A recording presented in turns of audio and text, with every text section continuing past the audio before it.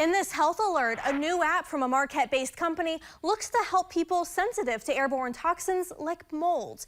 Envivus Technology CEO Justin Carlson created Moldmap.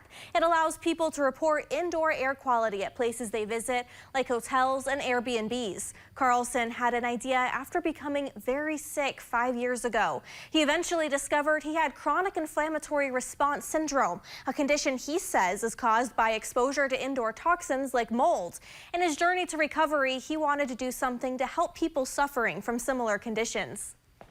There was no central platform for this, and really this is an issue that affects millions of people, if not tens of millions of people in the U.S., worldwide.